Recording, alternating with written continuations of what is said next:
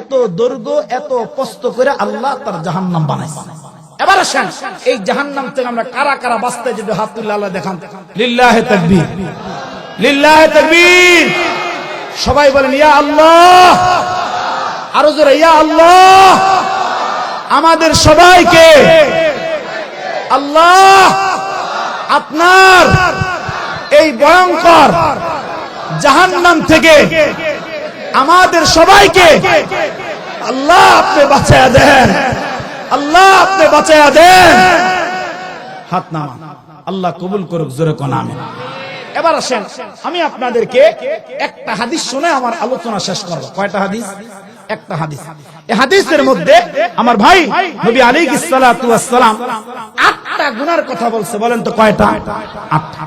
এই 8টা গুনাহ যদি কেউ করে, এই 8টা অপরাধ যদি কাহার মধ্যে থাকে, নবী আলাইহিস সালাতু ওয়াস সালাম বলে ওই মানুষটা এই ভয়ঙ্কর জাহান্নামের, ওই মানুষটা এই ভয়ানক জাহান্নামের প্যাসেঞ্জার হবে আমার আল্লাহ।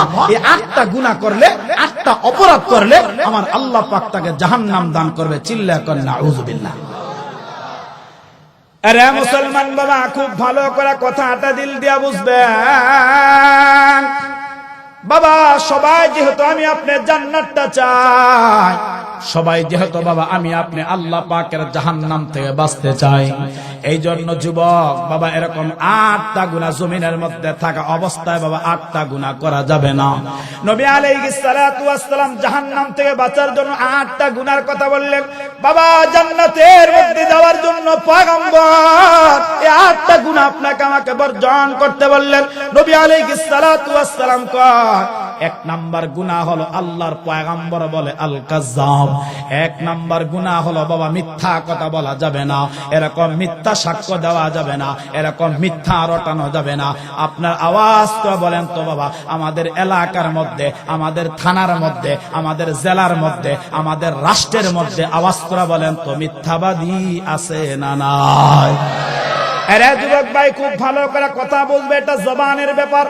বাবা জবানটা বড় দামি একটা সম্পদ।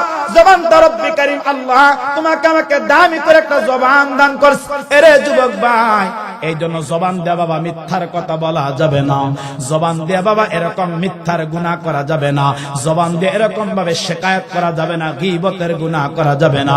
আমাদের দেশে অনেক মানুষ আছে বাবা এই জবানটা দিয়ে মিথ্যা কথা বইলা মানুষকে মিথ্যা মামলার মধ্যে ফাঁসায়া দেয়। কথা কয় না? আরে যুবক ভাই খুব ভালো করে বুঝবা, তাহলে 1 নাম্বার জবান, তুমি আমি মিথ্যা কথা বলবো না। আরে পর্দার অন্তরালে আমার মা আজকে থেকে একটা প্রমিস করেন, আজকে থেকে একটা ওয়াদা করেন, আর আমার জবানটা দিয়া এরকম আর মিথ্যা কথার গুনাহ করব না, আর মিথ্যার পাপাচারটা করব না। বাবা মিথ্যা কথা এটা কবিরা গুনার নাম, একটা মিথ্যা করলে একটা কবিরা গুনাহ হয়। নবী আলাইহিস সালাতু ওয়াস সালাম বলেন, আল্লামা ইমাম বুখারী রাহমাতুল্লাহি আলাইহি হযরত সামুরা থেকে হাদিস বয়ান করেছেন। নবী আলাইহিস সালাতু ওয়াস সালাম বলেন একটা মিথ্যা কথা বললে একটা কবিরা গুনাহ। আল্লাহর পয়গম্বর বলেন একটা কবিরা গুনার জন্য বাবা কমাস কম 7000 বছর জাহান্নামের আগুন। এরা মুসলমান বলেন তো 1 সেকেন্ড জাহান্নামের আগুন সহ্য করার ক্ষমতা আসেনি? আরো জোরে কয় না আসেনি? এই জন্য যুবক মিথ্যা কথা বলা যাবে না বাবা, মিথ্যা কথা বলা যাবে না, এরকম মিথ্যা শিকায়াত করা যাবে না, এরকম মিথ্যা হামলা মামলা দেওয়া যাবে না। এখন আমাদের সমাজের মধ্যে বাবা এমন কিছু জায়গা আছে যে জায়গাগুলাকে উম্মতের উলামারা বলে মিথ্যা বলার ফ্যাক্টরি। এরকম আছে, আমি জানি না হয়তো আপনাদের এই কেরানীগঞ্জ এলাকায়, আপনাদের এই জয়নগর ঢাকা এলাকায় হয়তো বা নাই, তবে হ্যাঁ আমি আমার সেই কুমিল্লা চাঁদপুর এলাকার কথা বলছি। আমার ভাই আমি দেখছি এরকম কিছু রাস্তার মোড়ের ভিতরে, অথবা এরকম 4 রাস্তার মোড়ের ভিতরে এরকম কিছু ছোট ছোট দোকান আছে। আপনারা দেখবেন যে এই দোকানগুলোর ভিতরে 5000 টাকার মাল নাই, কিন্তু দোকানগুলোর ভিতরে এরকম 40,000 টাকার টিভি আছে। না আরো আসতে কোন আপনারা, দোকানের ভিতরে 10,000 টাকার মালের খবর নাই, কিন্তু মাগার তার দোকানের ভিতরে 50,000 টাকার টিভি, এরকম দোকান আছে না নাই? কথা বলে না আছে না নাই? এই জায়গাগুলা, এই দোকানগুলা মিথ্যা কথার ফ্যাক্টরি। আপনি ওখানে গেলে আমাদের এক মুরব্বী, যদিও কথাটা হাস্যকর, যদিও কথাটা বললে হাসি আসে, আমাদের এক মুরব্বী বলছে, মুফতি দেখতে চাও, মুহাদ্দিস দেখতে চাও, বিচারক দেখতে চাও, ডাক্তার দেখতে চাও, উকিল দেখতে চাও, জজ ব্যারিস্টার দেখতে চাও, তাহলে আমাদের দেশের ওই মোড়ের চায়ের দোকানে যাও, ওখানে যাইবা, সমস্ত কিছু তালাশ করে পাওয়া যাইবা। আফসোসের সঙ্গে যদিও কথাটা হাস্য বলছি, কিন্তু না, আমার রব্বে কাবার কসম করে বলি, এ বৃদ্ধ বাবা, এ মধ্য বয়স্ক বন্ধু, এ যুবক ভাই, ওই দোকানগুলাতে বৈশা এরকম কিছু মুরব্বী আছে, এরকম কিছু মুরব্বী আছে, দেখবেন তিনটা বাজতে দেরি হয়, মুরব্বী লাঠি বর দিয়া দিয়া বা লাঠি ছাড়া তার, আমাদের দেশে অনেক যুবকেরা এই কথা বলে, অনেক মানুষ এই কথা বলে, ওই লোকটার এক পাও কবরে চলে গেছে, কিন্তু মাগার এখনো লোকটা ভালো হয় না। কথা কয় না, এরকম আছে না নাই? এরকম কথা কয় কি কয় না? যদি এই কথাটা বলা উচিত না, কথাটা বলা ঠিক না, এরকম মুরব্বীরা দেখবেন দোকানদার দোকান খোলার আগেই মাগার এই ব্যক্তি দোকানের কাস্টমার হয়ে হাজির হয়ে যায়। আর দেখবেন এরকম গিয়া 5 টাকা দামের চায়ের কাপ একটা হাতের মধ্যে নিয়া এবার এই যে বসছে, ওই যে টিভির দিকে চা হাতের মধ্যে লইছে, আর ওই যে টিভির মধ্যে তাকাইছে, মুরব্বির আসর বি গেছে, মুরব্বির মাগরিব বি গেছে, মুরব্বির এশা বি গেছে, রাত 10টা বাজে গেছে। এখন দোকানদার কয়, চাচা বাড়ি যাবেন না? কয়, এত বেশি কথা কইও না, আমার ভাই আমি যাবো, তোমার সমস্যা। কথা কন, এরকম আছে না নাই? আর এই সমস্ত মানুষগুলাই তাদের কোনো কাম নাই, কাজ নাই, সন্তান ভালো চাকরি করে, সন্তান প্রবাসে আছে, মাস মাস টাকার বান্ডেল পাঠায়, আর মুরব্বির ফুটানিটা দেখে কে রে বাবা? কথা কয় না, এরকম আছে না নাই? এরকম ফুটানি করে, আর দোকানের মধ্যে বৈশা কার মায়ায় কি করছে, কার পোলায় কি করছে, কে ভালো খায়, কে ভালো পরে, কে কিভাবে চলে, এই একজন ভালো খাইতেছে, একজন ভালো চলতেছে, একজনের ছেলে ভালো পড়াশোনা করে, মাগার এই মুরব্বির চিন্তা আর টেনশনে তার ঘুম নাই। এরকম আছে না নাই? আওয়াজ করে বলেন, আছে না নাই? আবার এই ধরনের মুরব্বী এগুলা জঘন্য, এগুলা বড় মারাত্মক। এই ধরনের মুরব্বী থেকে এলাকার মানুষ তো নিরাপদ পায় না, এমনকি মসজিদের ইমামও তার কাছে নিরাপদ না। কথা কয় না? দেখবেন আমাদের দেশে তো এটা পাইকারি, আমাদের দেশে এটা পাইকারি হয়ে গেছে। ইমাম সাহেব তো দামি কাপড়ের জামা কিনছে, মাগার তার কোনো গুণ নাই। এই হুজুরে এত টাকার জামা ফেললো, হুজুরের টুপির এত দামি, হুজুরে মোবাইল চালা, এত টাকা কই পাইছে? মাগার হুজুরের টাকায় হুজুরে পরে, আর মাগার এরকম তার এরকম ঘুম নাই, ওই চিন্তা সে পেরেশান হয়ে গেছে। এরকম কিছু জাহেল, এরকম কিছু জালেম আমাদের সমাজের মধ্যে আছে না না? আরে মুসলমান বাবা, খুব ভালো করে কথাটা দিল দিয়া বুঝবেন। যারা বাবা এরকম মিথ্যার গুনাহটা করতে চান, যারা এরকম মিথ্যা কথা বলতে চান, আমি আপনাদেরকে একটা হাদিস শোনা দেই বাবা। আল্লাহর পয়গম্বর আলাইহিস সালাতু ওয়াস সালাম বড় চমৎকার করে বুখারীর মধ্যে বললেন, বাবা নবী আলাইহিস সালাতু ওয়াস সালামের সাহাবী হযরত সামুরা ইবনে জুনদুব রাদিয়াল্লাহু তাআলা আনহু তিনি বলতেছেন, নবী আলাইহিস সালাতু ওয়াস সালাম মিথ্যা কথার বড় ভয়ঙ্কর শাস্তির কথা বললেন। আল্লাহর পয়গম্বর বলতেছে, নবীর সাহাবী জানায় দিতেছে, এ পৃথিবীর মানুষ শোনো, নবী আলাইহিস সালাতু ওয়াস সালামকে আল্লাহ পাক কিন্তু বাবা মেরাজে নিলেন। বাবা এই যে এখন রজব মাস চলতেছে, আল্লাহর পয়গম্বর আলাইহিস সালাতু ওয়াস সালামের এই মাসের বিরল ঘটনা হলো মেরাজ করা। নবী আলাইহিস সালাতু ওয়াস সালামকে আমার আল্লাহ পাক রব্বুল আলামিন এরকম এক আকাশ, দুই আকাশ, তিন, চতুর্থ, সপ্তম আকাশ ভেদ ফেরা সিদরাতুল মুনতাহা পাড়ি দিয়ে আল্লাহ পাক তার বাড়ির মধ্যে বলেন তো নিয়ে গেছে কি যায় নাই? আরে মুসলমান, নবী আলাইহিস সালাতু ওয়াস সালামকে আল্লাহ জান্নাত দেখাইলেন। আমার আপনার পয়গম্বর মুহাম্মদুর রাসূলুল্লাহকে আল্লাহ পাক জাহান্নাম দেখাইলেন। আরে মুসলমান বাবা, জান্নাতের সমস্ত নেয়ামতগুলা পয়গম্বরকে দেখাইলেন, জান্নাতের সমস্ত নাজ ও নেয়ামতগুলা দেখাইলেন, আল্লাহর পয়গম্বরকে জাহান্নামের ভয়ঙ্কর শাস্তিগুলা দেখাইলেন। ওইদিকে গেলে বাবা কথা লম্বা হয়ে যাবে। নবী আলাইহিস সালাতু ওয়াস সালাম একটা স্বপ্নের ব্যাখ্যা দিলেন। হযরত সামুরা বলতেছেন, আরে দুনিয়ার মানুষ শোনো, আল্লাহর পয়গম্বর আলাইহিস সালাতু ওয়াস সালাম আমাদেরকে শোনা দিলেন। আল্লাহর পয়গম্বর বলতেছেন, যখন জিবরাইল আমাকে জাহান্নামের মধ্যে নিলেন, আমাকে যখন জাহান্নামটা ভ্রমণ করা যখন দেখাইলেন, নবী আলাইহিস সালাতু ওয়াস সালাম বলতেছেন, এমন একটা ব্যক্তির কাছে আমাকে নেওয়া হয়েছে, এমন একটা মানুষের কাছে আমাকে হাজির করা হয়েছে। আল্লাহর পয়গম্বর আলাইহিস সালাতু ওয়াস সালাম কয়, আমি দেখলাম মানুষটাকে জমিনের মধ্যে চিৎ করে এরকম শোয়া রাখছে, আর ওই মানুষটার মাথার কাছে একটা ফেরেশতা দণ্ডায়মান, একটা ফেরেশতা দাঁড়িয়ে আছে। ওই মানুষটা চিৎ করে জমিনের মধ্যে শোয়া রাখছে। এরে মুসলমান বাবা, আমি জানি না আপনাদের এলাকার মধ্যে আছে কিনা, আমরা দেখছি আমাদের গ্রাম অঞ্চল এলাকার মধ্যে যখন ধানের মৌসুম হয় তখন জমিনের মধ্যে ধান লাগায়। আপনাদের যদি জানা থাকে একটা কথা চিল্লা জবাব দেন, ওই ধানগুলা যে কাঁচি দিয়া কাটে, আওয়াজ করে বলেন তো কাঁচিটার নাম কি?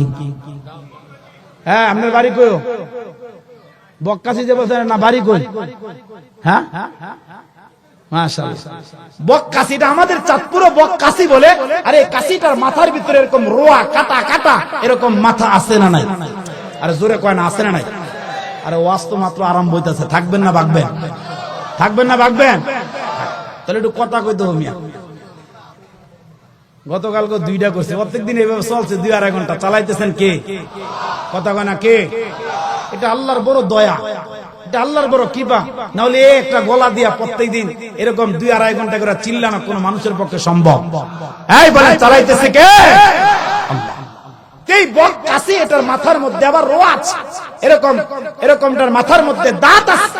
আমার ভাই নবী আলাইহিস সালাতু ওয়াস সালাম কে দেখলাম যে ওই চিৎ করা শোয়ানো মানুষটার কাছে এরকম জাহান্নামের লোহার কাছি, দুনিয়াটা বললাম জাহান্নামের লোহার এরকম কাছি নিয়ে ফেরেশতা দাঁড়ায় আছে, আর প্রত্যেকটা এরকম রোয়ার মাথা থেকে, ওই প্রত্যেকটা রোয়ার মাথা থেকে এরকম জাহান্নামের আগুনের ফিলকিগুলা এরকম ভাবে বের হচ্ছে।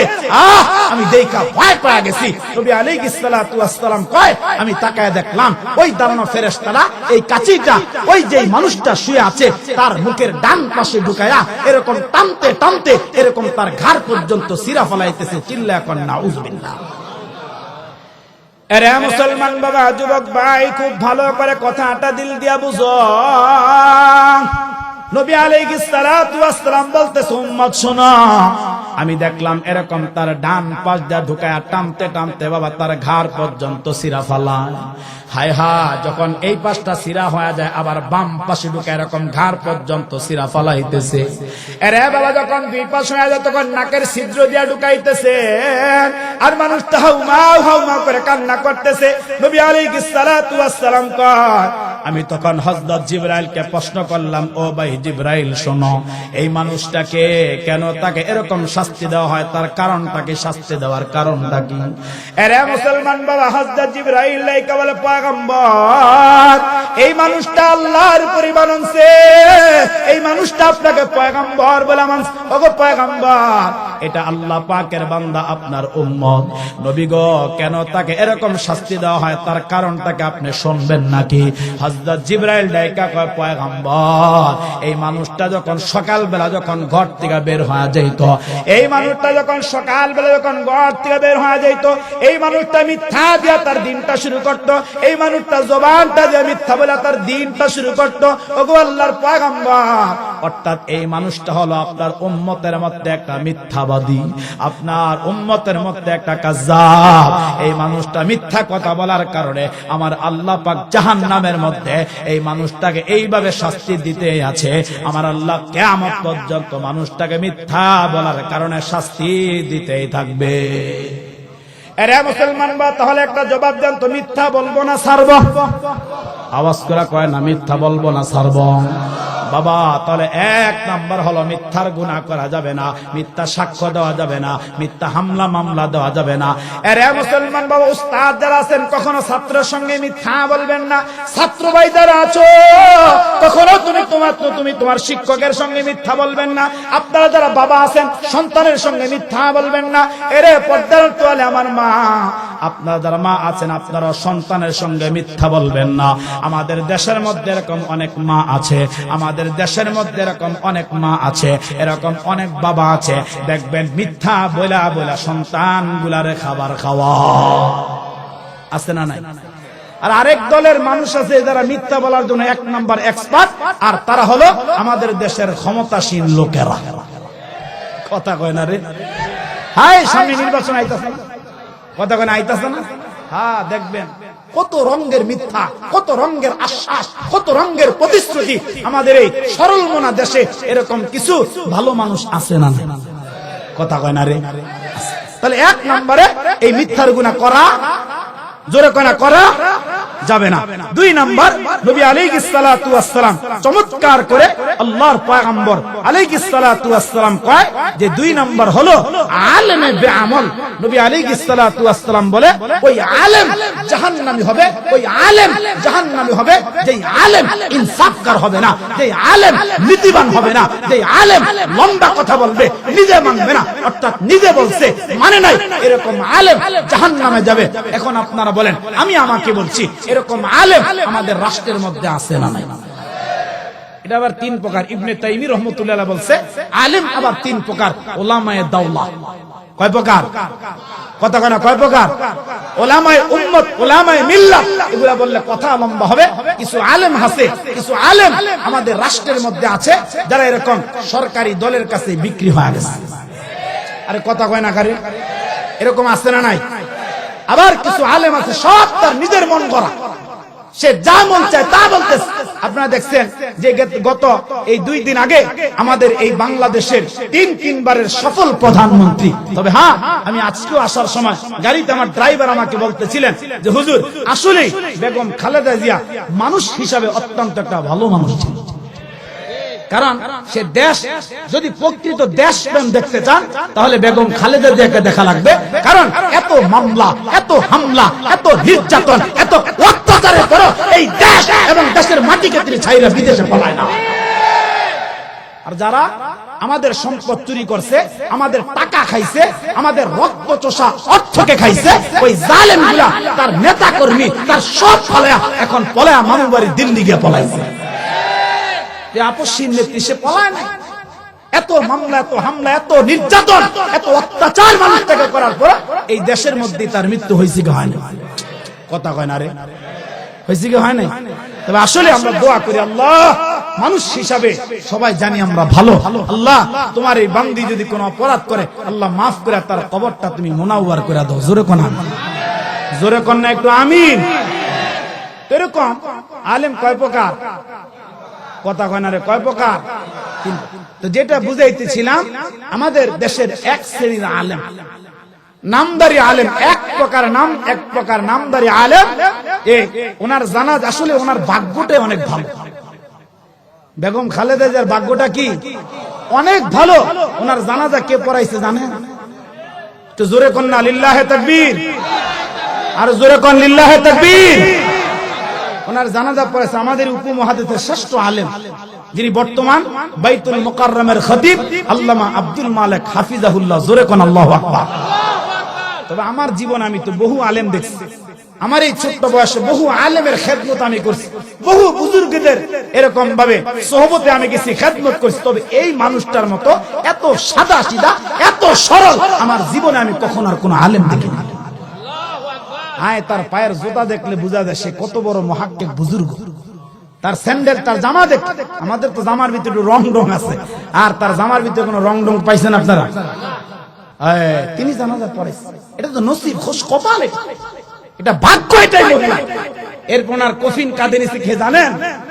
ওনার কফিন কে কাঁধে নিছে জানেন? আল্লামা মামুনুল হক। জোরে কোন আল্লাহু আকবার। ওনার কফিন কাঁধে নিছে মিজানুর রহমান আজহারি, ওনার কফিন কাঁধে নিয়েছেন শায়েখ আহমদুল্লাহ। তাহলে এই মহিলাটা বড় ভাগ্যবান না? আমার ভাই, ওনার জানাজা আব্দুল মালিক হাফিজাহুল্লাহ, ওনার থেকে বড় হাদিস বিশারদ বাংলাদেশে আসেনি। এখন এক প্রকার ভাইয়েরা কয় উনি জানাজা পড়াইছে, ভুল জানাজা পড়াইছে। কত বড় জাহেল, কত বড় জাহেল মুরাক্কাব। এই কথা বলতে একজন শ্রেষ্ঠ আলেম, একজন শ্রেষ্ঠ আলেম জানাজা পড়াইছে, কয় উনি ভুল জানাজা পড়াইছে। আল্লাহ এদেরকে তুমি হিদায়াতের দৌলত দান করো। জোরে কোন আমিন। এরপর আসেন 3 নাম্বার, কথা লম্বা হয়ে যাইতেছে আমার ভাই। 3 নম্বরে নবী আলাইহিস সালাতু ওয়াস সালাম কয় আকিলুর রিবা, সুদখোর যারা হবে, ঘুষখোর যারা হবে, নবী আলাইহিস সালাতু ওয়াস সালাম কয় ওই মানুষটা আল্লাহ পাকের জাহান্নামের প্যাসেঞ্জার হবে। চিল্লায়া করেন নাউযুবিল্লাহ। আরে মুসলমান বাবা, যুবক ভাই, খুব ভালো করে কথাগুলা দিল দিয়া বুঝবেন। বাবা নবী আলাইহিস সালাতু ওয়াস সালাম বলতেছেন আকিলুর রিবা। এরে মুসলমান বাবা, এখন আপনার আওয়াজ করে বলেন তো বাবা, আমাদের সমাজের মধ্যে সুদখোর আছে না নাই? আরো আস্তে কোন না বাবা, আছে না নাই? এরে মুসলমান, আমাদের সমাজের মধ্যে ঘুষখোর আছে না নাই? আমাদের সমাজের মধ্যে ব্যাংকের থেকে লোন নেওয়ার মতো মানুষ আছে না নাই? আমাদের সমাজের মধ্যে বিভিন্ন ইন্স্যুরেন্স সমিতি থেকে এরকম টাকা উঠাইয়া ব্যবসা করার মানুষ আছে না নাই? এরে মুসলমান বাবা, আবার একটু আওয়াজ করে বলেন তো, আমাদের সমাজের মধ্যে কিস্তি থেকে টাকা তুইলা ব্যবসা করার মানুষ আছে না নাই? আরে মুসলমান বাবা, যাদের মধ্যে সুদের গুনাহ আছে, যাদের মধ্যে ঘুষের গুনাহ আছে, যাদের মধ্যে বাবা এরকম হারাম হারাম হারাম হারাম টাকার গুনাহ আছে, হারাম হারাম পণ্য, হারাম হালাল মালের গুনাহ আছে, বাবা আজকে থেকে প্রমিস করেন, ওয়াদা করেন, এই গুনাহগুলো আর কখনো করব? জোরে কয় না করব? এরে মুসলমান, একটা কথা সব সময় রাখবেন, আল্লাহ হারামের মধ্যে কোনো আরাম রাখে নাই, আল্লাহ হারামের মধ্যে কোনো এরকম ভাবে শান্তি রাখে নাই। এরে মুসলমান বাবা, আমি গত 2 দিন আগে একটা প্রোগ্রামের মধ্যে বলছি, আসলে হারামের মধ্যে আরাম নাই, হারামের মধ্যে শান্তি নাই। বাবা যদি হালাল টাকার ভাত যদি এরকম ভাবে পান্তা ভাত হয়, এরকম একটা কাঁচা মরিচ, লবণ আর পেঁয়াজ হয়, এটার মধ্যেই বাবা আমার আল্লাহ পাক লুকায়া রাখছে শান্তি, এটার মধ্যে শান্তি। কেন? আচ্ছা বলেন, আমাদের ঢাকার ভিতরে কারণ বাজার আছে না নাই? কথা কয় না রে, আছে না নাই? আমি গত কয়েকদিন আগে মোবাইলে একটা ভিডিও দেখছি, আর ওই ভিডিওটা দেখা তখন আমার বারবার মনে হয়েছে, হ্যাঁ এটার মধ্যে শান্তি। আমি জানি না আপনারা কেউ দেখছেন কিনা, আমি ওখানে দেখছি যে এরকম নিমতি আছে না, নিমতি কুলি, যে কুলিদের জন্য কোন একটা জায়গার ভিতরে বিশাল একটা হল ডোমের মতো হয়েছে, ওই জায়গায় সারাদিন কুলি কাজ করবে, এরকম কারণ বাজারে মাল টানবে, আর মাল টানার পরে রাত্রে ঘুমানোর জন্য ওই জায়গার টিকিট মাত্র 20 টাকা। কয় টাকা দেখছেন কি? ওইটা 20 টাকা দিয়ে সারা রাত ঘুমাইতে পারবে। আয় দেখছি ওই জায়গা ঘুমানোর জন্য কোনো বালিশ নাই, কোনো তোষক নাই, কোনো লেপ নাই। আমি দেখছি নিমতিরা যেই পাতির মধ্যে কইরা মাল বোঝাই করা টানে, যেই এরকম ভাবে যেই টুকরির মধ্যে কইরা মাল বোঝাই করা টানে, আমি দেখছি ওই টুকরির মধ্যে নিজেকে গোটায়া এরকম শুয়ে আছে, ঘুমাইছে। সাংবাদিক প্রশ্ন করলেন, এটার মধ্যে কেমনে ঘুমান? তখন ওই নিমতি, ওই কুলি বলতেছিল, শুনেন শুনেন, এই আমার এই টুকরির মধ্যে, আমার এই টুকরির মধ্যে ঘুমায়া আমি যে একটা আরাম পাই, সারাদিন কাজ করার পরে এখানে শুইলে এমন একটা ঘুম হয়, এই ঘুমটা আমাদের বাংলাদেশের কোটিপতিরা 1000 টাকা দিয়েও তারা কিনতে পারবে না। আল্লাহু আকবার। তাহলে বোঝা গেল হারামের মধ্যে কি নাই? কথা কয় না, কি নাই? আরাম নাই। আর হালালের মধ্যে শান্তি রাখছেন যিনি, তিনি কে? হালালের মধ্যে আরাম রাখছেন যিনি, তিনি কে? এই জন্য যুবক ভাই, এই গুনাহ থেকে বাঁচা লাগবে। এরপর আসেন 4 নম্বরে, নবী আলাইহিস সালাতু ওয়াস সালাম কয়, লা ইস্তানজিহু আনিল বাউল। আমার ভাই, প্রস্রাব পায়খানার নাপাকি থেকে, প্রস্রাব পায়খানার নাপাকি থেকে বলেন তো আমাদের প্রত্যেকের বাঁচা দরকার আছে না নাই? জোরে কোন আছে না নাই? যুবক ভাই খুব ভালো করে বুঝো, তুমি ইনসান, তুমি মানুষ। আমার আগে আমার ভাই একটা আয়াত তেলাওয়াত করেছিলেন, আল্লাহ সূরা 3 এর মধ্যে বলেছে, লাকাদ খালাকনাল ইনসানা ফি আহসানি তাকওয়িম। বলেন তো সুন্দর অবয়ব দিয়া, সুন্দর আকৃতি দিয়া আল্লাহ পাক বানাইছেন কাদেরকে? মানুষ। কয় না কাদেরকে? আরে মুসলমান যুবক ভাই, খুব ভালো করে কথাগুলা দিল দিয়া বুঝবেন। 4 নম্বরে নবী আলাইহিস সালাতু ওয়াস সালাম বলতেছেন, লা ইস্তানজিহু আনিল বাউল। আরে মুসলমান যুবক ভাই, যেই মানুষটা বাবা প্রস্রাব পায়খানার নাপাকি থেকে এরকম নিজেকে বাঁচাইবে না, বাবা ওই মানুষটার এরকম ভাবে কবরের মধ্যে আল্লাহ পাক আযাব দান করবে, ওই মানুষটা জাহান্নামী হয়ে যাবে। আরে মুসলমান, অনেক সময় আমরা যখন গাড়ির মধ্যে সফর করতে থাকি, এই কথাটা আমি বড় আফসোস নিয়ে বলি, এই কথাটা বাবা এরকম আমি বড় আফসোস এবং পরিতাপের সঙ্গে কথাটা আমি বলতে থাকি।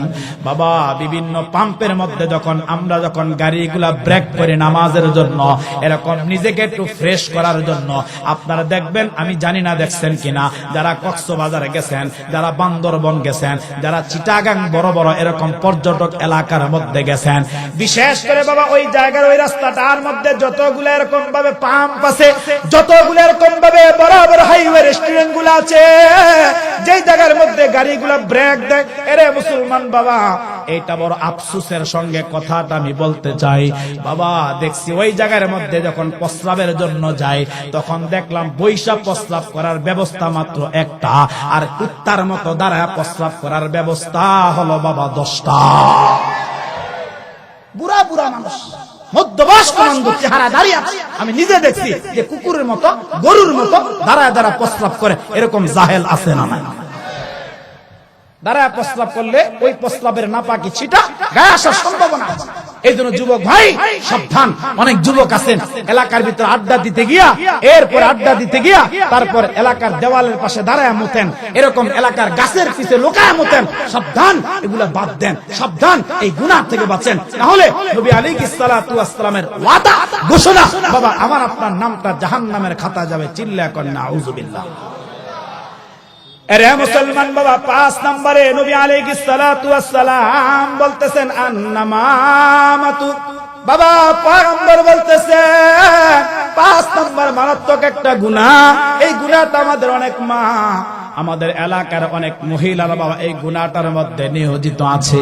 বাবা 5 নম্বর হলো আল্লাহর পয়গম্বর কয় আন্নামামাতু, অর্থাৎ বাবা এরকম সুখলখোর যারা হবে তাদের কবরে জাহান্নাম হবে।